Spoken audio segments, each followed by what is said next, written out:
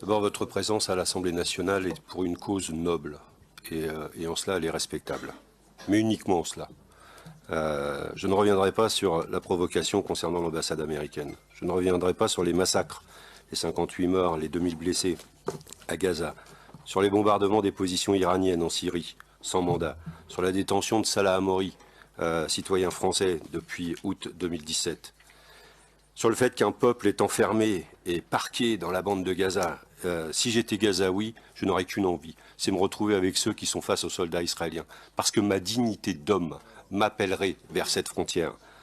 Le blocus illégal de Gaza est encore en cours, et vous nous expliquez que seuls les Israéliens amènent de la marchandise à Gaza. Mais il n'y a pas le choix. Aucun autre pays ne peut envoyer de la marchandise à Gaza. J'ai voulu aller à Gaza par la mer, ça a été impossible. Le Gaza est sous blocus. Il y a la question des enfants prisonniers, il y a la question du mur, il y a la question de la guerre de l'eau qui mériterait que l'on discute. Il y a la question de la zone économique exclusive gazaoui.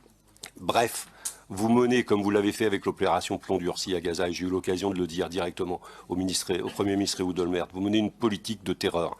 Vous êtes un État terroriste dans votre comportement. Cette politique de terreur, nous devons la combattre et j'espère que l'actualité récente a donné à Israël le fait de gagner le Grand Prix de l'Eurovision. Ça veut dire que l'année prochaine, non seulement vous devrez l'organiser, mais vous devriez théoriquement accueillir des artistes. Je ne peux pas comprendre que des artistes d'Europe puissent aller dans un pays qui mène une telle politique. Et j'espère que la question sera posée pour l'organisation de cette manifestation. Ni artistes, ni sportifs, comment les entreprises pourraient entretenir des relations encore avec votre pays? Comment mon pays va pouvoir sereinement organiser cette opération culturelle croisée entre Israël et la France?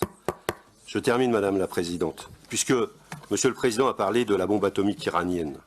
Peut-il parler de la bombe atomique israélienne? Peut-il s'exprimer sur ce sujet, puisque la présidente de la Commission des Affaires étrangères m'a mandaté avec Michel Fanger sur une mission sur la bombe atomique dans le monde, le traité de non-prolifération. Je profite de la présence du président de la Knesset pour essayer d'avoir des réponses. Merci beaucoup, Monsieur le député.